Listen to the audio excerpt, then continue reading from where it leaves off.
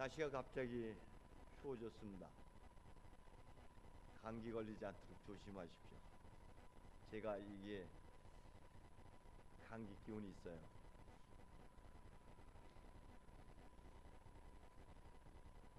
전에 같았으면은 기운이 왔다가 그냥 갔는데 요즘은 와서 한참 머무르다가 갑니다.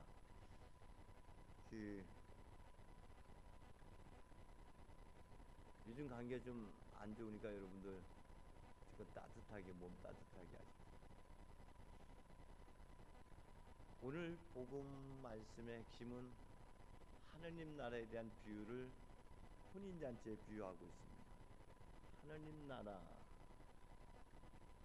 근데 오늘 복음 말씀에서 몇 가지 여러분들에게 하나님께서 도전을 주는 것이 아닐까 싶습니다. 말씀을 묵상하면서 가장 핵심 단어 중에 하나는 하나님의 초청입니다. 두 번째는 예복이라는 단어로 우리가 모을 수 있을 것 같아요. 하나님의 나라, 그 하나님의 나라는 어딘가요? 어디에 있고 그 하나님의 나라는 어떤 곳인가요? 묵시록에 보면은 죽음도 없고 고통도 없고 슬픔도 없고 혼인잔치의 비유 속에서는 축제, 흥이 넘치는 기쁨, 특히 가나안 혼인잔치 비유를 통해서 밍밍했던 우리의 인생을 다시 흥이 넘치고 기쁨이 넘치는 삶으로의 초대, 거기가 곧 하나님의 나라. 하나님이 내 안에, 내가 하나님 안에 있음을 알아차린 그 시간, 그때가 바로 하나님의 나라가 시작되는 곳. 하나님은 저 하늘 나라에 하나님의 나라가 있는 것이 아니라 여기 하나님 백성들이 사는 곳, 오늘 여기가 바로 하나님의 나라가 됩니다. 그래서 우리는 삶을 축제로 하나님께서 마련해 주신 창조세계, 하나님께서 부어주신 그 생명, 하나님께서 함께 하시는 가운데 우리를 이끌어 가시는 그 은총 속에서 삶은 기쁨이고 생의 축제가 되어야 됩니다. 여러분의 삶은 흥과 기쁨에 넘치는 삶인지 아니면 죽지 못해 사는 인생인지. 유대인 대학살 때에 생존했던 해리스 존머라고 하는 할머니가 110세에 세상을 마감하셨다고 합니다. 그런데 그분이 숨을 거두시기 전에 이런 말씀을 남겼다고 해요. 살면서 많은 전쟁도 겪었고 사랑하는 사람도 잃었지만 삶은 배울 것과 즐길 것으로 가득 찬 아름다운 곳.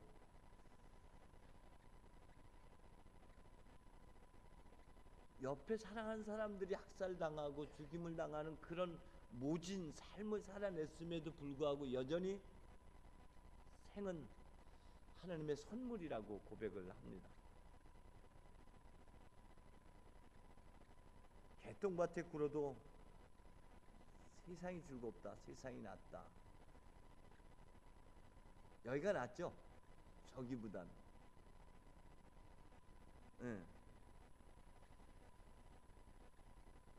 하나님께서 여러분을 저쪽으로 데리고 가는 것이 아니라 하나님이 이쪽으로 오셔서 여기서 여러분의 삶의 흥과 기쁨이 넘치도록 하기 위해서 주님이 이 땅에 여기 오셨습니다. 그리고 그 흥과 즐거움이 넘치고 기쁨이 넘치는 삶의 길을 주님께서 열어 주셨습니다. 오늘 우리가 살아가는 지금이 바로 하나님의 나라, 흥이 넘치고 기쁨이 넘치는 그런 삶이어야 됩니다. 그런데 불러도 대답 없는 이들, 아무리 모든 순간에 모든 상황들을 들어서 주님은 끊임없이 우리를 그런 잔치집에로 우리를 초대하고 있는데도 불구하고 대답 없는 이들이 있습니다. 바울이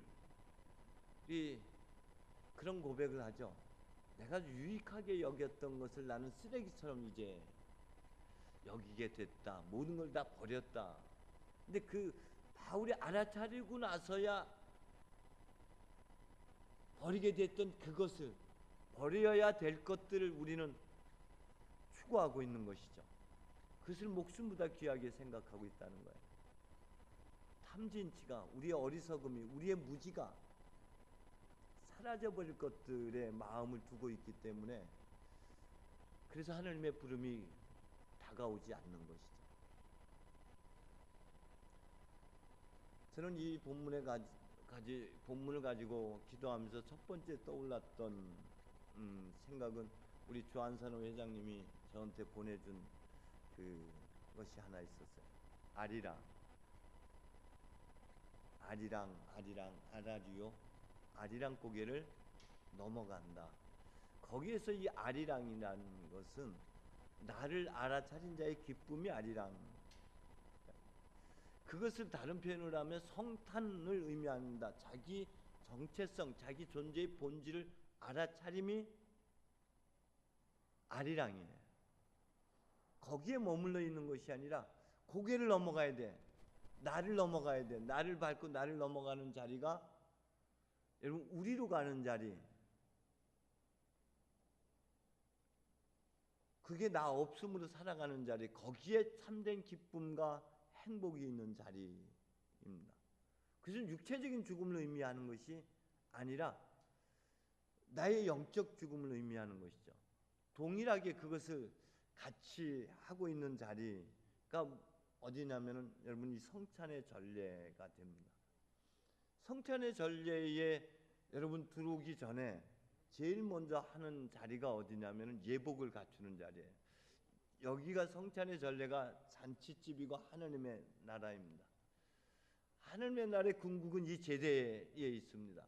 그러나 이 제대까지 나오기 전에 여러분이 이 공동체 안으로 들어오기 위해서 제일 먼저 하는 것이 세례입니다. 세례라는 것이 어떤 겁니까? 나는 죽고 그리스도로 다시 태어나는 자리. 그렇기 때문에 여러분은 성당에 들어오면서 제일 먼저 만나는 것이 물이에요. 그죠? 성수를 만나게 됩니다. 성천 안에 담겨진 물을 만나게 돼요. 그 물을 만나서 물을 찍어서 다시 이마에 바르면서 세례의 은총을 다시 되새기는 것이죠. 나를 다시 죽이고 그리스도 예수의 마음으로 간직되는 것, 그리스도 예수의 마음을 표현하고 있는 것. 그래서 여러분, 옷이라고 하는 표현에서 성경이 옷이 상징하고 있는 것이 뭐라 그랬어요? 그 사람의 인격, 소명을 얘기합니다. 우리 세례를 통해서 그리스도로 옷 입게 됩니다. 그리스도로 옷 입었던 시몬 베드로가 그리스도의 부활 사건을 체험했음에도 불구하고 그가 다시 고기잡이를 갔다가 옆에 있던 요한이 저분이 그리스도다, 저분이 예수님이다라는 말에 벗어두었던 겉옷을 입고 다시 물속에 뛰어드는 장면을 여러분 기억하실 것입니다. 또 한편으로는 엘리야가 엘리사를 부를 때에 뭘 어떻게 했죠? 겉옷을 벗어서 엘리사에게 건네줍니다. 그 겉옷이 상징하는 것은 소명, 그걸 상징하죠. 자, 또 한 번의 그 옷과 관련된 성경 구절이 하나가 있죠. 변화산상의 사건에서 예수의 모습이 변하면서 동시에 같이 변했던 게 뭐예요?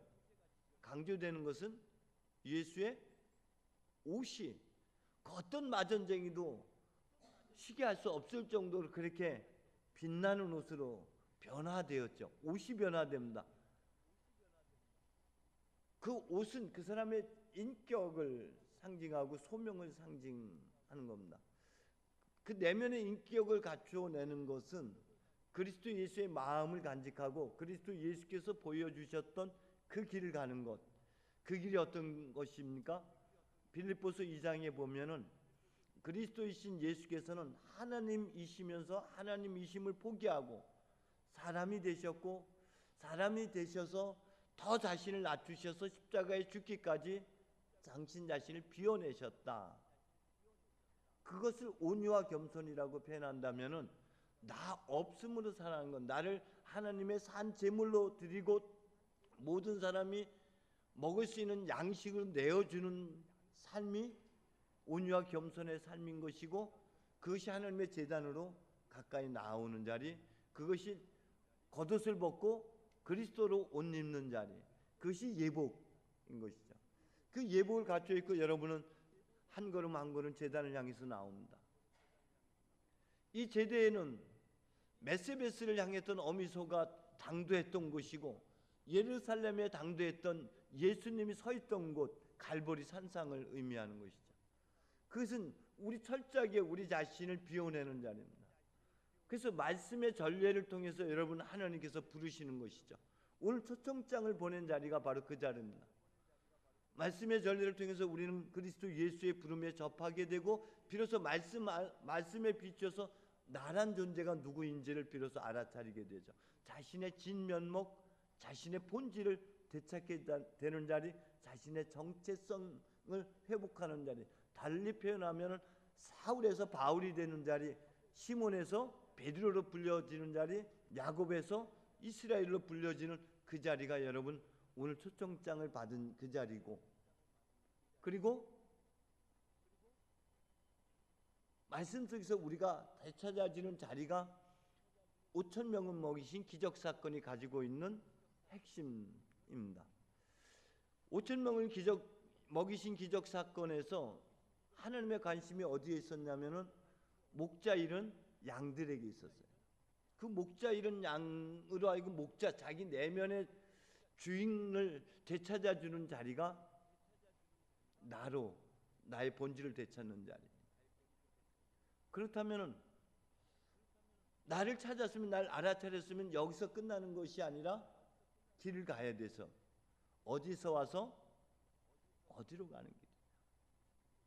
이것이 오늘 끊임없이 묻고 있는 것입니다. 이제 내 정체성, 나의 본질을 찾았으면 이제 내가 살아야 할 삶의 방식을 깨닫는 것이죠. 이제 그 삶으로 뛰어들어야 되고 그 삶으로 나가는 것이에요.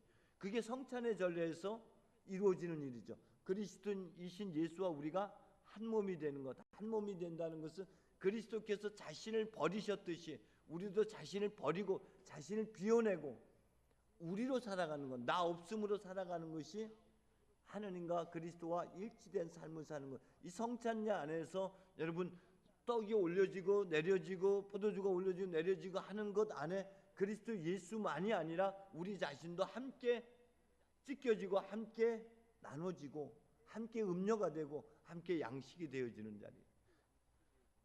그래서 이제는 누가 뭐라 그래도 내 감정으로 살아가는 것이 아니라 하나님의 말씀으로, 나 없음으로 살아가는 자리.